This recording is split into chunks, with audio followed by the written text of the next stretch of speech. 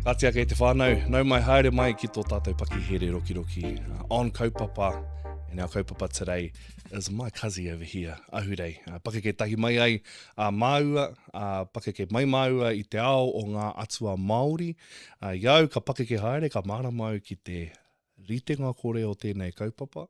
Hewa no, māku pēr tō pepeha kia tere rukutaua ki ngā kōrero. This fellow is Ngāti Tū Whare Toa. He's also from the north. He's also from Ngai Tūhoe. He's also from Ngāti Awa. He nui ngā pānga ki ngā wāhi maha. He's a skux. He's also a bit of a jukebox at te whānau. Many of you may not know this or may know this. He can sing like nobody's business. He korokoro tui I tēnei. Well, no, brother, nau mai haere mai ki tēnei whare kōrero. Pēhea nei tēnei wā. Tāke pai ke te ahua, pāmai ngā mai. Engari ke te tino ora I tēnei rā. Kua wai mari e kāri roto I te ua maranga e mahi ana. Hei konei e ui tia ana. Nā reira noku I te maringa nui. Te whānau o tūwhare toa ra whānui. Whakatau mai rā I a mātou I te whare o Haowhenua. Ki runga hoki ngā whenua haumoko te kāinga nei tēnei te whakahoki ngā mihi. Ki tō tātou kaupapa. Rawe. Nā tātou. Kia hoki kōmuri tāua kia tiki atu I te puna o mahara. Tō tāua tipuranga, pakeke mai te kāinga, pakeke mai te kura kāinga, ko ngā atua Māori, tō tāua kai te au I te pō.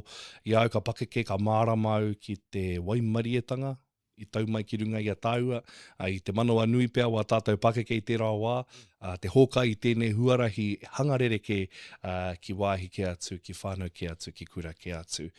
Tuatahia ke kōrero mai mō etehi o era maharatanga, era akoranga, I te mea he pānga nui tō era akoranga ki ngā mahi e mahi nei koe I tēnei wā.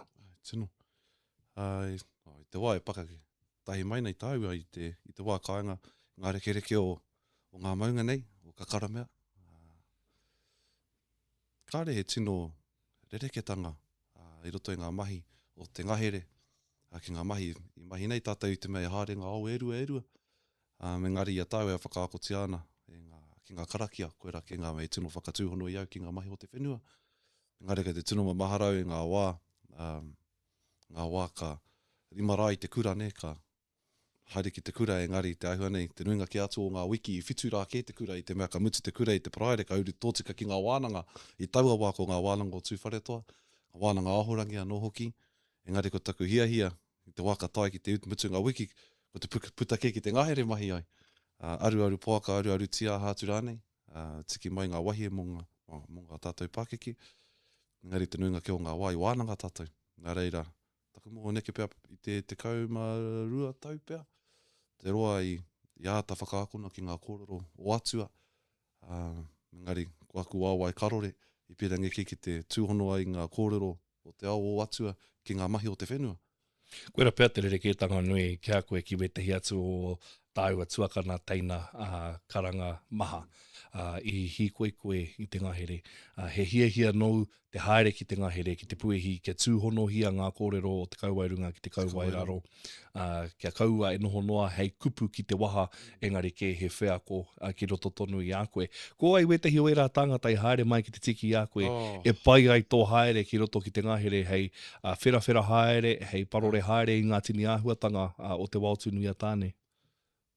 Waka hoki whakamuri anō, toko waru o mātou, taku whānau. Engari, I a mātou e tipu ana, noa au e rima tau te pakeke, ko taku māma ka kite mai I au, ka mea mai, ka mea hata ki taku pāpā, hei, perengia ki ahua tipurere ki tēnei pui, ka toro atu ki te teho ngā whanaunga, māna I haro mai ki te tiki, whakaako ki te aru poaka, nā reira rima tau, aku pakeke I te wā I mau taku poaka tuatahi, ko te whānau Dempsey, Uncle Peter mā, engari e kore au kore au wareware I Uncle Wā, te whānau Owens anō hoki no Ngāti Rongo mai, ko rātau I ata poipoi au I ngā rekereke o ngā puke tūrua, e runga o mātou whenua I reira kai tāpapa. Engari I a mātou e aru ana, te nuinga o ngā huarahi, ngā ingoa o ngā huarahi, ko ngā ingoa tūtohu whenua, nā reira, I haere ki te kura I te rā, ka ako I te tehi ingoa, whakapau karakia pēr te ingoa, te ka kite au te ingoa kai runga I te huarahi, o sa, ia tēnā wai, te ka whakamohi, jeez, he tua o Ngātaroirangi, tamai a Ngātaroirangi, ko nei te tautarara.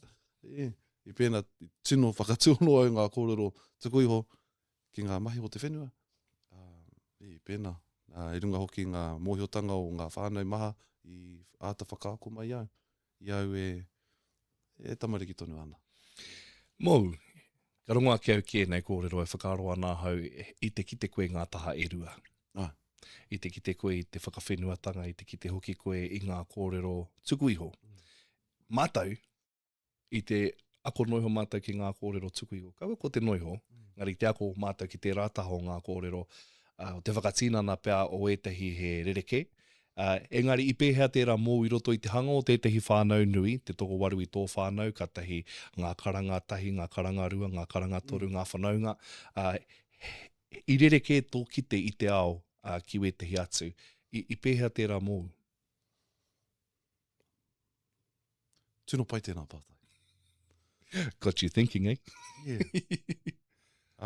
Ko te wāhanga ua pēr I au, ko te nā runga I te hanga ātāhua o te whakatipuranga, ko tahi te ao, ko tahi te tirohanga, ko te tirohanga o Māori, nei ngā atuake, ko nei ngā tīpuna, a koe nā te tirohanga I taua wā, ko te ua ko te huri mai ki te ao huri nei, me te, heo, iaha tēnei mahi, iaha tēnei, me haere ki te mahi nai nei, iaha tēnei, he mahi herengi, he mahi pūtea, man, I reira kei I rāhua, whakaipu taku waka, I runga ngā waikarekare o te ao huri, ngā tainiwhaniwha o ngā mahi o te wā, pēnei ngā mahi government nei, engari, ka huri ngā whakaaro, kāri tino rereke, I te mea ko tāku noe tiki au I tāku I hiahia ki te mahi, ka tahi mahi au. Yep. E harau te tangata noho ki te kōrero. Always been a doer. Ai, mea e kōrero mai te tehi paki waitara, ai, piki wharatia I runga rai ngā wao mua, ngā wao, ngā tīpuna, ko hau te tangata, harau ki te tiro. No mai rāno. Engari, ko tāku I tino mōhio ai, ko te whakamahi a tātou karakia, I ngā wā tika, I te wā me ngā karakia. Ko tēhea karakia tika e noho hāngai ana ki tēnā moka whenua, I te mea te nuinga ato o ngā wā, I te wā I timata Haowhenua, te nuinga o ngā whenua I aruaru au, no tua iwi ke, no mana ke atu. Nā reira, I tino waimari e ke au I te whakatipuranga, oi tō tāua whakatipuranga I ngā karakia I āta whākina mai, ngā kōrero tuku iho, peha tō tiaki, tō pupuri I a koe anō I roto I tēnā tapu, I a koe takahia nei ngā whenua o iwi ke atu. Ngari, koina ke tāku, ko te tino waimari e ke. I'm going to challenge us and now speak a bit of English. All right. How do we feel about that, all right? I can try. Let's try, eh? Yeah. All right. Moving, into the adult space, the mahi space, Haowhenua. Let's start from the beginning. Where did Haowhenua start? What is Haowhenua for those who may not know Haowhenua? So Haowhenua is my company. I started this company coming up almost 5 years ago. This is my second company. I'll talk about the first one because the first one was the activating point of the bigger picture. Way back, probably about 2015, 16, 17, I started our first business was kawarito. And I was interacting with our rangatahi here in our iwi tu wharetoa, and there was an uncle who came to say, Ahu, you have 2 days, give me a proposal, mana rangatahi tu wharetoa, what does it look like? And that kaupapa ran for 3 years prior to COVID. Engari, we had one wānanga, 1 month, one wānanga a month, 30 to 40 tauira, aging between the ages of 12 to 18. Kapahaka, kōrero tipuna, takahi whenua, mahi taiao, koe rā ngā kaupapa. Engari, the kaupapa will bounce from hapu to hapu to hapu, and with every hapu endorsing the kaupapa. Engari, on that journey, we realised, geez, a lot of the tauira actually want to get into a bit of knits and grits with mahi. Engari, I was still young too then. I was only, 18, 19? Hey, you're still young. What are you talking about? And then COVID came. And then I didn't have a digital plan. And so that really hindered my waka again. And then we ended up in 2020, 2021. Yeah, 2020. I started with the Department of Conservation. And I think they smelt straight away that I wasn't your normal bloke. Your normal doc conservation person. I got given this card with a name on it and it was an operations manager. And my uncle said, don't be late. be at this address. I was actually working here at Tūwharetoa Whānau prior to. And yeah, I turned up to a conference room up at Whakapapa, full of all these important looking people. And they said, what do you want to do? I was like, what are my options? And they said, would you like to be a kaitaki ranger? Yep.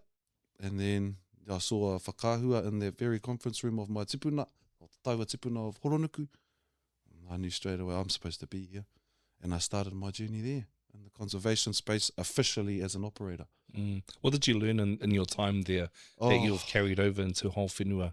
Because it's not the easiest mahi. No. It's tough mahi. You're always in the environment. You're always dealing with different things. What were some of the main learnings from that? The big thing I took away from it was the caring, I guess, of seeing these, because, I have to say this is tongariro, this is who we are. I've spent my entire life saying my pepe, a ko tongariro te maunga. Kia ora. Taupo roto airanga mohana. And I actually, I was very humbled and very blessed at the time, because not only did I get to work on my maunga, I got to do what I love on my maunga. And there was being a compliance officer and a recreational officer walking over the Tongariro Alpine crossing, doing public Every safety. day? Every day. How many times would you cross Probably... in a week? Oh, no, we had to average 2-3 crossings a week. That's exclusive of search and rescue. Nui o wāwai. This is a while ago. Ngari, our operations lead at the time, she really took me in. And I knew all the historical kōrero with our maunga. I was very fortunate to work alongside our haputu, Ngā Te Hikairo ki Tongariro, and Hoani Tāoho, John Boy. He was another big aspect to my business campaign, because he was there with me in the department. Engari, what I learnt in the department was their embodiment structures. Right. That's what I got taken in by my operations lead, and she showed me exactly what the embodiment structures are to hold the tuahiwi of their te papātawhai. Yep. And I said, Chair, I know exactly what you mean now. So instead of having a health and safety policy, I created a cultural one. And I made it Haowhenua, which is now the tuahiwi that bores and shapes our business. Let's dive into Haowhenua a bit more and break that all down, because kei te kōrero tia koutou e ngā tahataha o tō taiwa iwi, many of our rallies are talking about the mahi that you do, not just here locally, but even our neighbouring iwi, kei te kōrero tia wā koutou mahi. And I think there's a massive hunger, right, for connecting the taiao to the kōrero tuku iho and walking that talk. We see it on the moana, me ngā mahi whakatere waka, and now we're seeing it in this space as well. Te hikoe ngā whenua, te manaaki ngā whenua. So what are some of the activities, if you like, that's within Haowhenua? So Haowhenua started through what we call hot barrels as a goat colour. What is that? I don't know what that is. So that's ungulate control. Okay. Forming ungulate control, controlling goats, anything with wild hooves in our forests to protect our ngahere. That's the physical side to it. Engari, a lot of the experiences that I've had on the whenua whilst doing my coals was actually grabbing a whole lot of the kōrero tuku iho that I knew and like putting it into identification of our trees, of our birds, of our species out there that, I know a lot of people in Aotearoa probably hasn't really seen or experienced. And with Haowhenua, really, like, if we can talk about Haowhenua until the cows come home, engari, what it really is a stepping stone for all our rangatahi here in the iwi, or in te ao Māori in general. It's a stepping stone for them to be better every day, to bring their better selves out every day, through their kōrero tuku iho, through their mahi on the whenua, by getting your hands dirty and being present with the ngahere, teaches them a lot. And I learned this at an early stage. So if we loop it all the way back to kawarito i reira, ka rirui ngā kākano mō ngā rangatahi, and now Haowhenua has come through, and kawarito, you've grabbed kawarito, brought it in, but now it's operating in this environment, manaaki te whenua, tūhonohono i ngā kōrero tipuna, so it's still doing its job of looking after our rangatahi. And like, it looks after our rangatahi, but it caters to the environmental cycle, right? So what does Haowhenua do? We do a whole lot of riparian planting, restoring Hea hatera. riparian, whakato rākau tipua. Okay. Rākau tipua Obviously, big you word, know, here Ahu. we're Tūwhare Toa, we have a lot of pine trees. Engari, I'm one that's more big on our rākau tipua, all our native species, mai te tōtara rimu, karamu, ngā rākau, tino mā ai ngā wai o te kāinga, that actually hold the essence and the purity of all our waterways. And so Haowhenua comes through and wipes out all the invasive weeds from blackberry, gorse, any of our, you know, tauiwi species. We eradicate them all, and then we restore them all with our rākau tipua.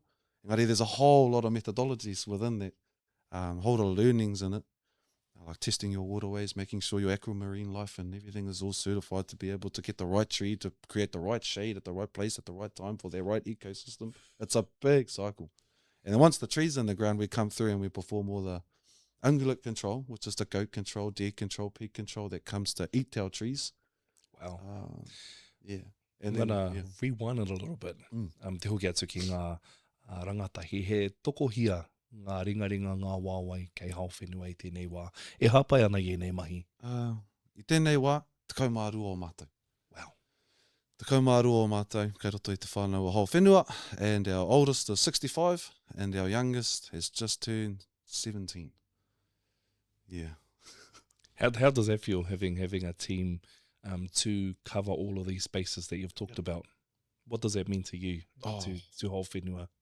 Honestly, with a lot of the work that we do in Haowhenua and the collectivity that we create for Haowhenua, it's just a family. It's a whānau. You know, we all grew up here at home on our maraes with our loved ones, and I see it's when a wānanga is on, it starts at 4 o'clock on a Friday, you turn up just like how you got to turn up to mahi on 8 o'clock on a Monday, or for the guys, they turn up 4:30 on a Monday, and this is the mahi, might be killing wild and conifers, or might be on mulching bars, whatever. Yeah, there's a lot of learnings in it for our rangatahi that it's pretty cool. Now, recently, he āhuatanga nui puta ki te taiao, mea na tohu maha, ko te wera tērā ki runga i tō tāua maunga o Tongariro. Me taku hoki atu ki tērā kōrero ou, ko Tongariro te taumatai, ka kōrero tia i tō tātou pepeha, ia tērā. What was that like for you as Ahurei, seeing the fires on Tongariro? Yeah. Pātai pai anō tēnā. Sort of hit me in two ways. One, I live on the maunga, so, you know, we were evacuated. We were only 4 kilometres away from the biggest fires. And the second one was getting a call from the uncle saying to sub him out and to become our iwi rep up there. And so making sure that I had my professional hat on, dealing with fens and dock and all these, you know, official people, and navigating it without getting the emotional side in. That was really hard. Mamai kauana ngā whānau, ngā kuia, te kiteaki a tātou kuia, e taimai runga i ngā pahi, you know, te puta me te tangi umere. You know, it's a lot of mamai there. It's going to be a long journey from that fire, from te werahanga o te maunga. It's going to take years for the restored kaupapa there, maunga ora. Hea ngā mahi o Haowhenua hei manaki i te mahutanga o e rā whenua.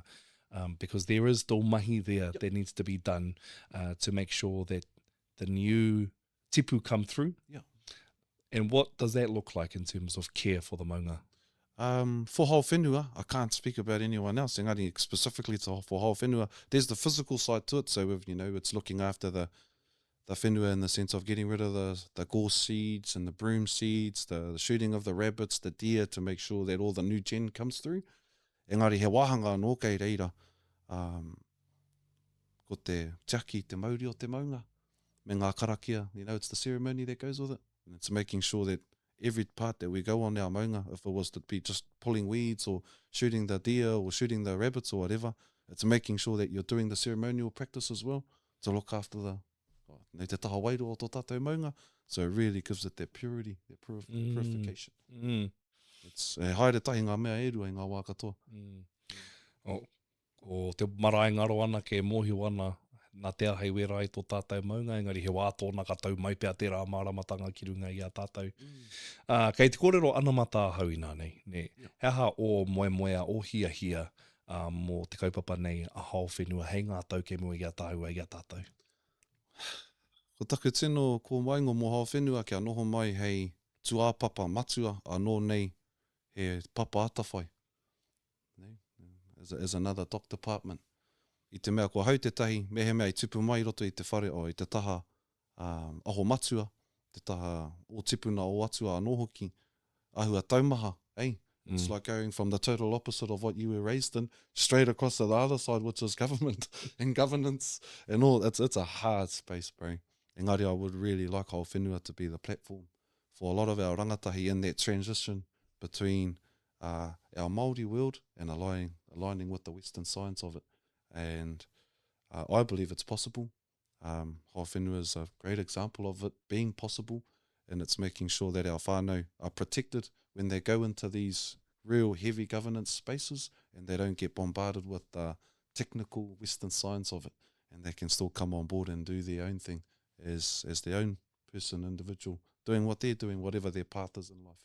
If it's in the taiao sector, Haowhenua can look after you. Yeah, that's how I see it. Pātai māma tēnei. What do you love most about what you do? What I love most about what I do, ko te ngahere ko au ko te ngahere, bro. If you know me, if you can't find me, everyone knows where I am. I'm hiding in the ngahere.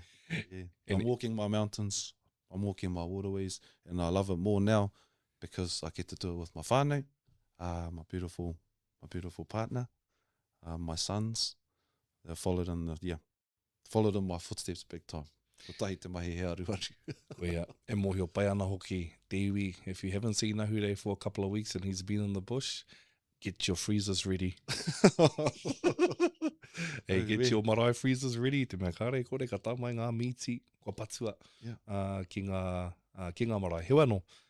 Mihi nui ana kia koe, and as a older cousin, I know I've already said this many times before. I'm so proud of the mahi that you do, and the mahi that we're still seeing to this day. Nā reira, mihi ana kia koutou te whānau.